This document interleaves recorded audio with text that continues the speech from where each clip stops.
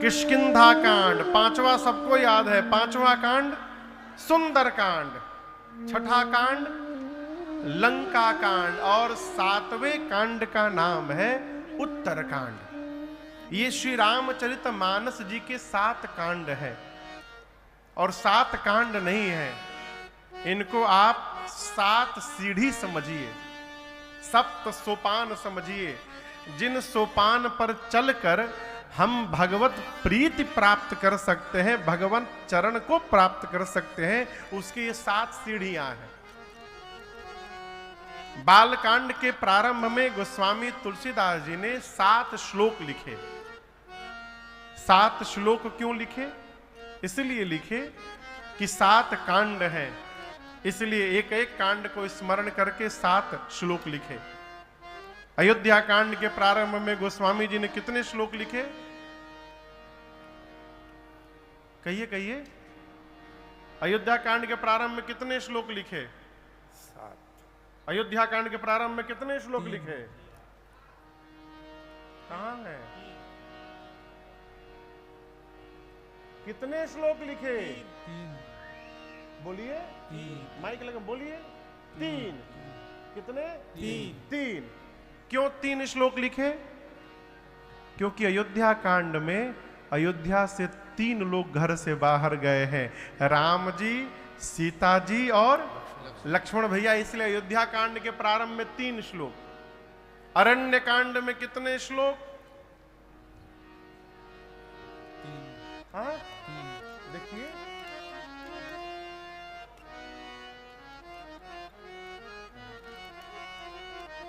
एहो लोग का टेस्ट जरूरी बा बिचवा में। 2। हाँ, 2। 3 कहे बोले? अरण्य कांड में कितने श्लोक लिखे? 2। क्योंकि अरण्य कांड में सीता मैया का स्वरूप से हरण हो गया, भाव रूप से हरण हुआ, क्योंकि मैया तो लंका नहीं गई थी, सीता मैया अग्नि में बैठी थी, लेकिन प्रत्यक्ष रूप से केवल 2 ही लोग चल रहे हैं, राम जी और लक्ष्मण जी, इसलिए अरण्य कांड में केवल 2 श्लोक लिखे। किष्किंधा कांड में सीता मैया का पता नहीं लगा है, केवल राम जी लक्ष्मण जी चल रहे हैं, इसलिए 2 श्लोक लिखे। सुंदर कांड में हनुमान जी गए, सीता मैया का पता लगाकर चले आए, सीता मैया का पता चल गया, इसलिए सुंदर कांड में 3 श्लोक लिखे।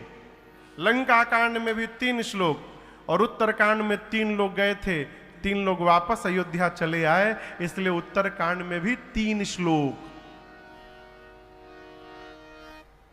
ठीक ना? बालकांड का प्रथम श्लोक गोस्वामी तुलसीदास जी कहते हैं, वर्णानाम अर्थ संघानाम रसानाम छंदसामपि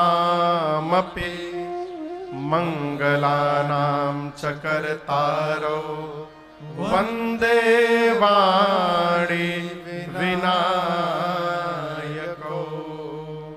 एक ही श्लोक में गोस्वामी तुलसीदास जी गणपति भगवान और मां सरस्वती की वंदना करते हैं। देखिए, जीवन में गोस्वामी जी तुलसीदास जी कहते हैं, आप में से झारखंड अब हो गया, बिहार के कितने लोग हैं?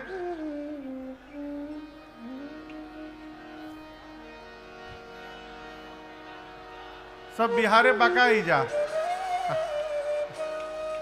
तो झूठे झारखंड कहा जा रहा है।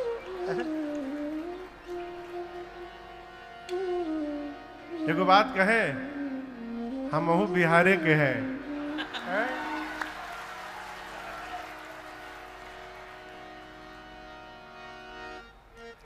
अपने बिहार में कोई भी गायक आते हैं ना, कुछ भी लोकगीत गाने, तो पहले सरस्वती वंदना करते हैं।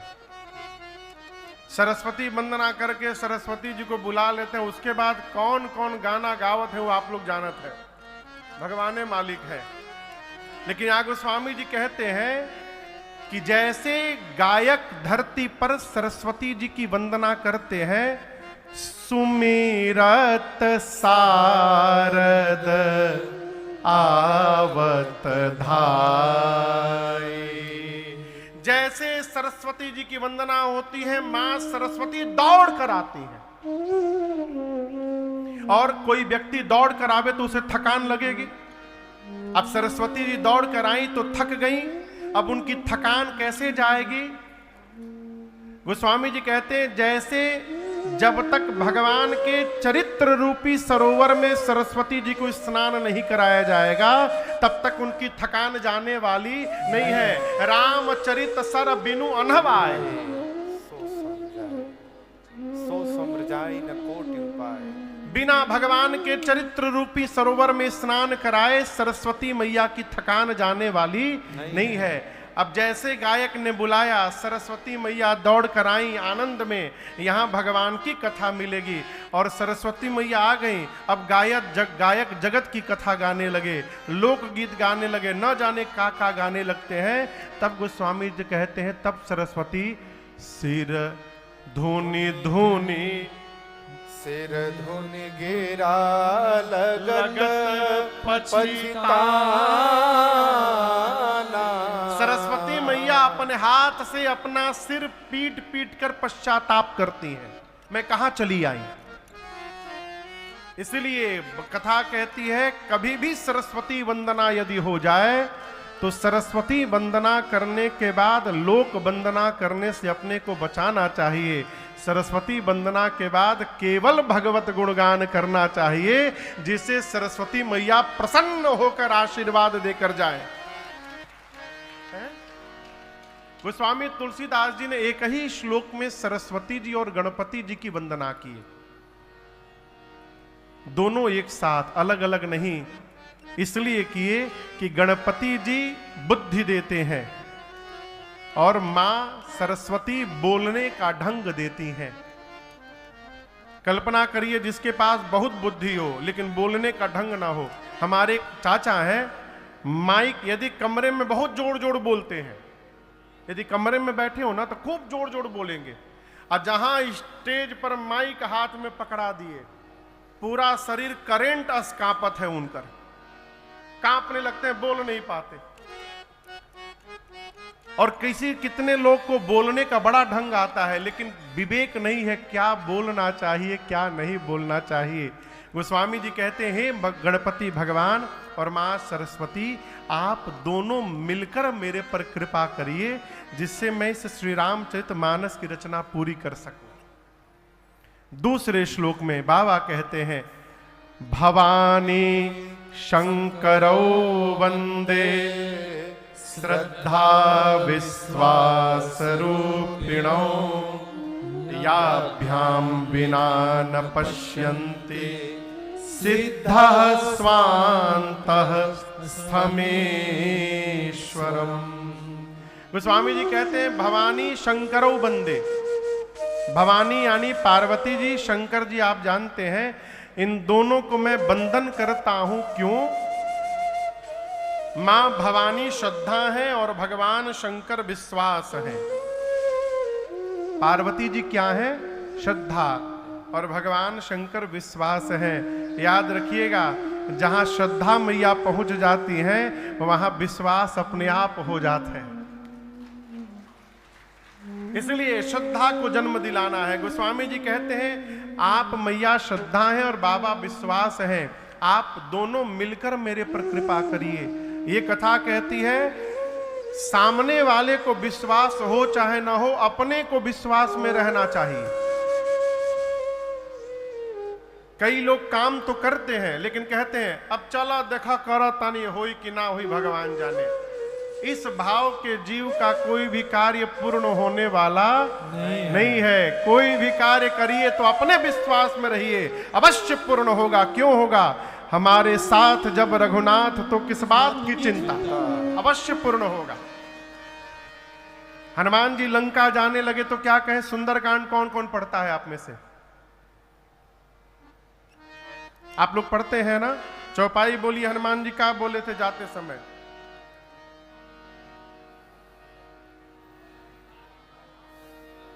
होई ही काज मोही हर्ष विषेखी। हनुमान जी जाने के पहले क्या कहते हैं? कार्य अवश्य पूर्ण होगा। क्यों? मुझे बहुत प्रसन्नता हो रही है। अब हनुमान जी कहते का पता पहुंचेम कि ना पहुंचेम, कैसे जाएम, फिर तो हो गया सीता जी का पता। ये कथा कहती है स्वयं विश्वास में रहिए।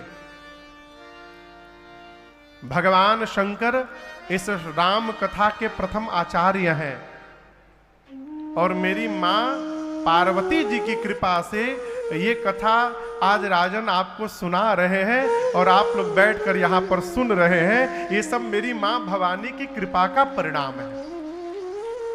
इसलिए गोस्वामी जी ने दूसरे श्लोक में मां भवानी और भगवान शंकर को वंदन किया। तीसरे श्लोक में भगवान शंकर को पुनः जगत गुरु के रूप में वंदन करती हैं। वंदे बोधमयम नित्यम गुरुं शंकर रूपिणम यमाश्रितो हि वक्रोपि चंद्रः सर्वत्र वंद्यते। तीसरे श्लोक में भगवान शिव के गुरु रूप को वंदन करते हैं। वंदे बोधमयम नित्यम गुरुम शंकर रूपिणम। मैं उन भगवान शंकर को वंदन करता हूं जो बोधमय है, जो नित्य है, उनको मैं बारंबार वंदन करता हूं। क्यों? वो शंकर भगवान जिनके पास टेढ़ा चंद्रमा भी पहुंचकर वंदनीय हो गया।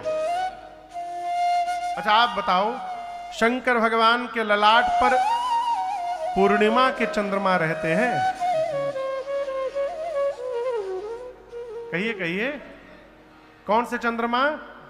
दूज के। पूर्णिमा के गोल चंद्रमा नहीं रहते, दूज के टेढ़े चंद्रमा रहते हैं। अब चंद्रमा एक ऐसे जीव है, रोज अपन चेहरा बदल लेते हैं। अब कल्पना करिए कोई आदमी रोज आपके पास चेहरा बदल के आए तो आप उसको क्या कहिएगा? क्या कहिएगा? चंद्रमा शंकर भगवान के कपार पर टेढ़े हैं। टेढ़ा आदमी कैसा होता है? लोग कहते हैं बच कर रहिए, बहुत टेढ़ा आदमी है। गोस्वामी जी कहते हैं टेढ़ा चंद्रमा भी जिन भगवान शंकर की शरण में जाने के बाद जगत वंदनीय हो गया, वैसे भगवान शंकर को मैं बारंबार वंदन करता हूं।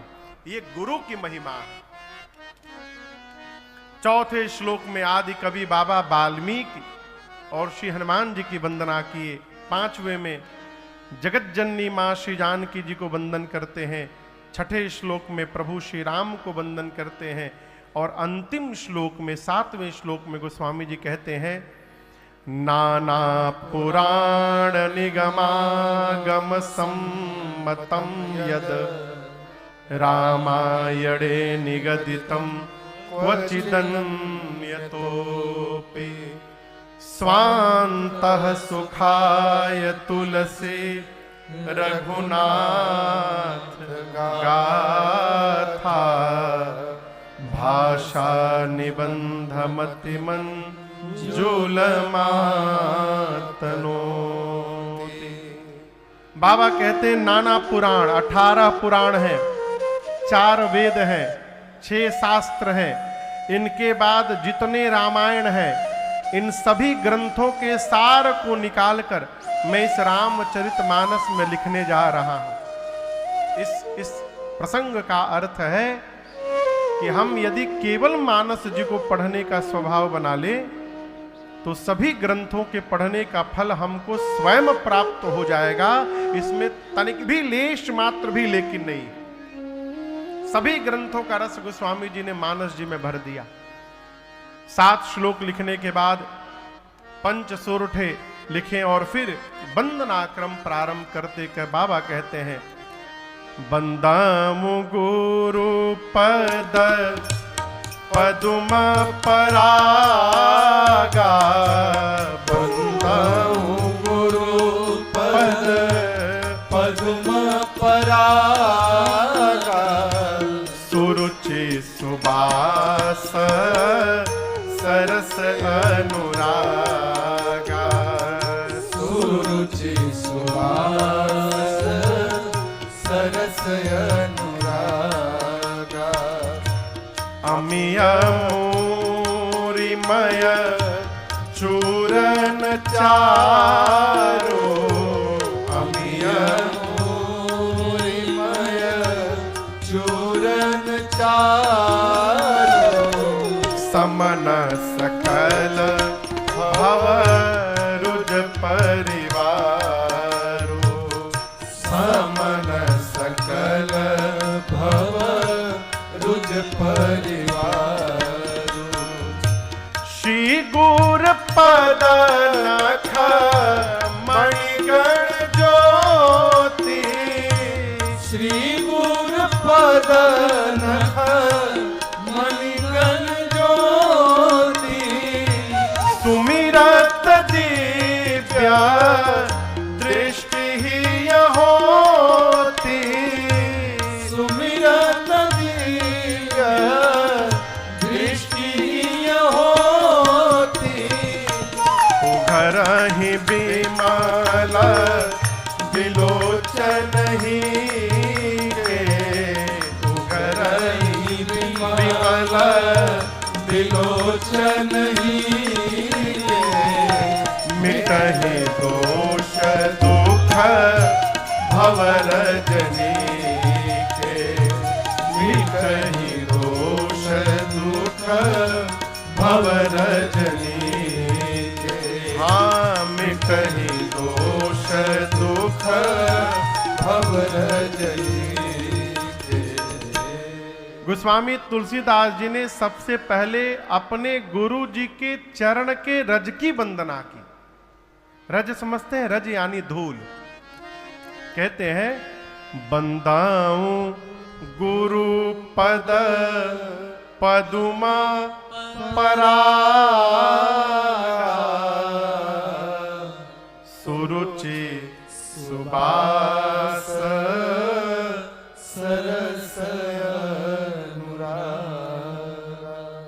हमारा एक प्रश्न है यहां आपसे।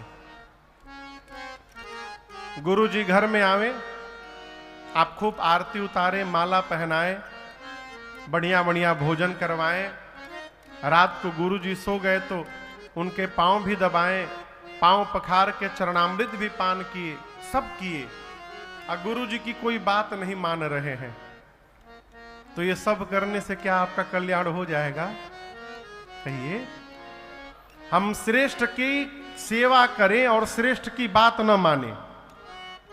श्रेष्ठ को तो माने लेकिन श्रेष्ठ की नहीं माने, तो क्या हमारा कल्याण हो जाएगा? ये सब बेकार है। यहां गोस्वामी जी कहना चाहते हैं गुरुदेव भगवान के चरण में जो रज है, इसका अर्थ गुरुदेव भगवान के मुख रूपी चरण से जो आज्ञा रूपी रज निकल रहा है, उसका जो सेवन करेगा क्या होगा? जीवन में 4 वस्तुएं उसको प्राप्त होंगी। सुरुचि सुबास सरस अनुराग। गुरु आज्ञा का पालन हमारी रुचि को परिवर्तित कर देता है। रुचि, रुचि यानी चाह। एक ही साथ रहने वाले 2 लोग कमरे से बाहर निकलते हैं तो एक मंदिर में कीर्तन सुनने जाता है और एक विषय में आनंद लेने जाता है। एक ही साथ रहते हैं। ये क्यों? दोनों की रुचि अलग अलग है। आप समझ रहे मेरी बात को? ये हमारी रुचि सुंदर कैसे होगी? केवल गुरु कृपा से, दूसरा कोई साधन नहीं है। शबरी मैया राम जी को जानती नहीं थी। वो तो विवाह के पहले देखी घर के बाहर पशु बांधे गए हैं और पता चला कि मेरे विवाह में कल इन सभी पशुओं को मार दिया जाएगा, ऐसा जानकर घर छोड़ के भाग गई। भागेगी तो जाएगी कहां? तो मतंग ऋषि के आश्रम चली गई। आपको बताऊं, जात से भिन्न थी। गुरुजी लोग स्वीकार नहीं करेंगे ऐसा जानकर छिप के रहती थी। आज सवेरे जिस मार्ग पे चलकर पंपा सरोवर तक सभी मुनि लोग जाते थे स्नान करने, भोर में मुनियों के जाने के पहले पूरे रास्ते को झाड़ू लगा के आ जाती थी कि किसी मुनि को कोई कांटा न चुभ जाए। मुनि लोग सोचने लगे कि ये झाड़ू कौन लगाता है नित्य, कौन साफ करके जाता है। तो पता चला, एक दिन पता चल गया, झाड़ू लगाते मुनियों ने देख लिया, अरे भीलनी, ये जात की भीलनी झाड़ू लगाती, हम उसके मार्ग पर चल रहे हैं, अशुद्ध हो गया जीवन। और जैसे मुनियों ने कहा जाकर पंपा सरोवर में देखे तो पूरा पंपा सरोवर का जल गंदा हो गया था। अब नहाए कहां? तब मतंग ऋषि ने कहा आप लोगों ने एक भगत का अपमान किया है। जब जाकर शबरी मैया उस पंपा सरोवर में स्नान करती हैं तब जाकर उसका जल निर्मल हुआ और उसके बाद मुनि लोग उसमें स्नान करने लगे। वहां से मतंग ऋषि शबरी मैया को अपने आश्रम में लेकर गए। अब तक शबरी जी राम जी को नहीं जानती हैं, लेकिन गुरु जी की सेवा करते करते उनकी बात सुनते सुनते शबरी जी को राम जी में ऐसी प्रीति जागृत हो गई कि उस प्रीति को देखकर गुरुदेव ने कहा बेटी मेरे भाग्य में तो राम का दर्शन नहीं लिखा है, लेकिन तेरा भाग्य मैं देख रहा हूं। दर्शन के लिए तुमको जाना नहीं पड़ेगा, तुमको दर्शन देने के लिए राम यहां चल करके आएंगे, इनकी यही प्रतीक्षा करते रहना। और आप सब जानते हैं शबरी राम के पास नहीं गई, राम जी शबरी मैया के पास गए।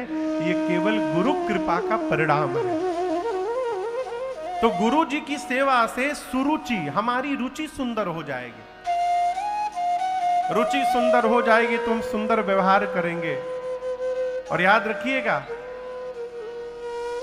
स्वामी विवेकानंद जी से उनके एक शिष्य ने कहा गुरुदेव मैं 1000 वर्ष तक जीवित रहना चाहता हूं। कितने दिन तक? 1000 वर्ष।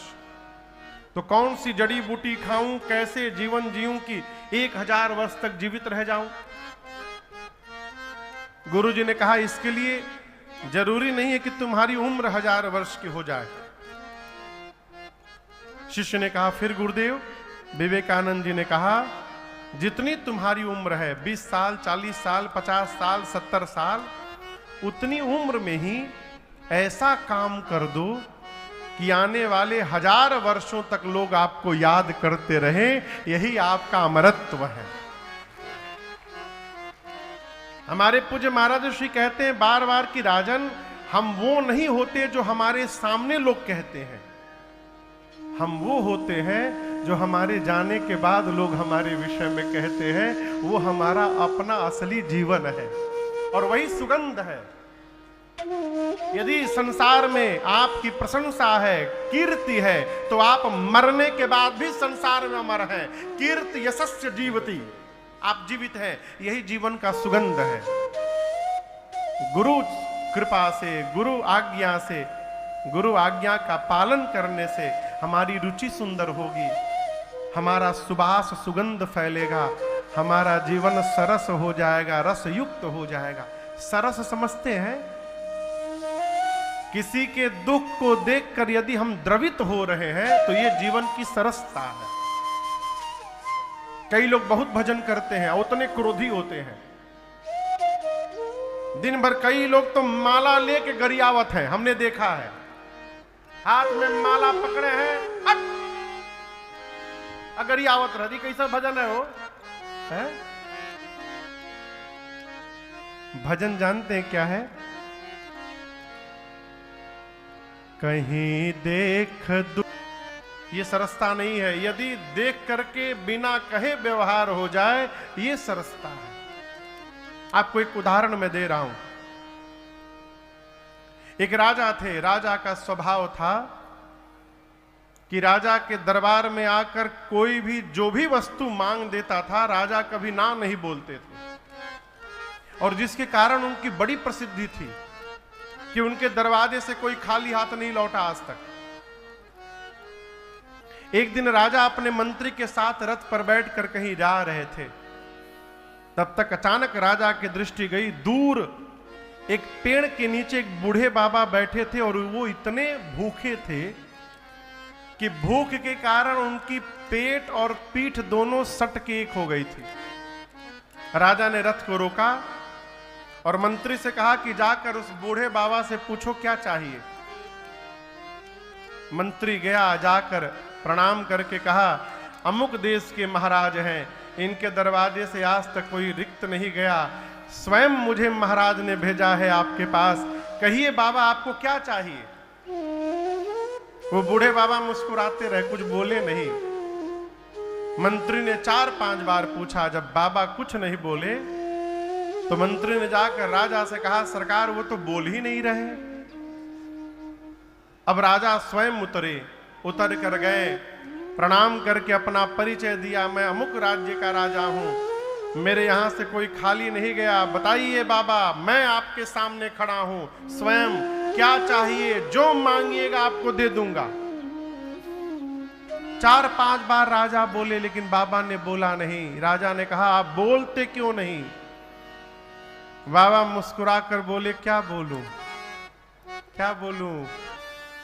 यदि मुझे देखने के बाद भी तुमको ये पता नहीं चल पा रहा है कि मुझे क्या चाहिए, तो मैं तुमसे क्या मुख खोलकर मांगू? मुझे कुछ नहीं चाहिए।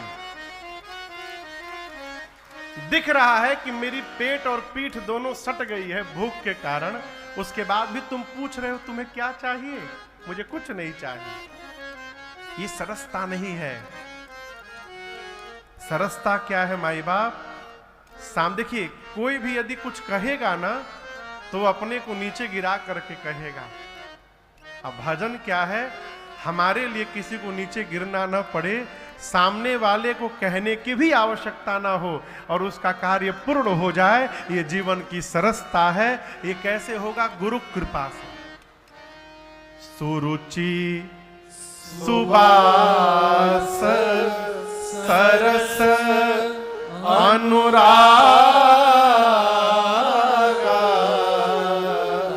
चौथी वस्तु गुरु कृपा से क्या प्राप्त होगी? अनुराग। क्या प्राप्त होगी? जोर से कहिए। आप में से किसी का नाम भी होगा अनुराग।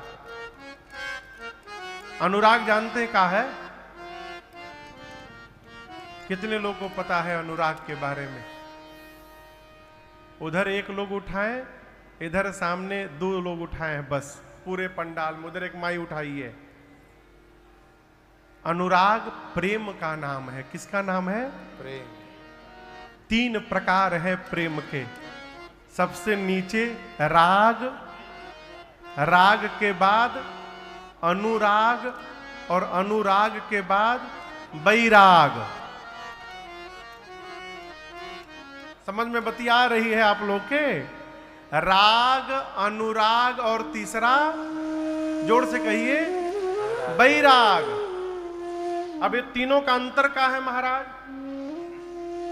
तो अपने परिवार में बेटा बेटी, भाई बहन, पति पत्नी, माई बाप, इनमें हम जो प्रेम करते हैं, इस प्रेम का नाम है राग। क्या नाम है? इस प्रेम का नाम है राग। राग में जाने के साथ साथ भजन करते करते यही प्रेम भगवान के सगुण रूप में पहुंच जाए, यानी जिस प्रकार का प्रेम हम अपने बेटे को करते हैं, उसी प्रकार का प्रेम यदि भगवान के स्वरूप से हो जाए, उस प्रेम का नाम है अनुराग। अब ये प्रेम कैसा होता मैं आपको बताऊं। माई जिस प्रकार 2 घंटा लड़का दूध न पिए ना तो माँ बेचैन हो जाती है। लड़कवा 2 घंटा से कुछ खाया नहीं है वो। यही बेचैनी जब अपने घर के भगवान के लिए होने लगे तो समझिए आप अनुराग प्राप्त कर चुके हैं। अनुराग में रहने वाला जीव जिस प्रकार का व्यवहार परिवारी जनों से होता है, वही व्यवहार भगवान से करने लगता है। नित्य स्नान कराता है, भगवान को सजाता है, भोग लगाता है, उनके साथ नृत्य करता है, उनका उत्सव मनाता है। एक आदमी गया अपने गुरु जी के पास, कहा गुरुदेव हम सोच रहे हैं भक्ति प्रारंभ करें, अब तो कैसे भक्ति प्रारंभ कर पाएंगे? गुरु जी बोले मेरे पास आके बैठो। गुरु जी ने कहा मेरे प्रश्न का पहले उत्तर दो, घर में कितने लोग हो? उसने कहा 4 लोग हैं गुरु जी, मैं, मेरी पत्नी, 2 बच्चे। जन्मदिन मनता है न जी गुरु जी? कितने लोगों का? 4 लोगों का गुरु जी। भोजन बनता है जी गुरु जी? कितने लोगों का? 4 लोगों का। अच्छा, कपड़ा भी आता होगा ना दिवाली होली में? जी गुरु जी 4 लोग का नया कपड़ा बनता है। गुरुदेव बोले तुम भक्ति प्रारंभ करना चाहते हो ना? जी गुरुदेव। तो पहली पाठ देता हूं, आज से कोई पूछे घर में कितने लोग हैं, 4 मत बताना, कहना 5 लोग हैं। बोला 5वां कौन गुरुदेव? तो तुम्हारे घर के भगवान। तुम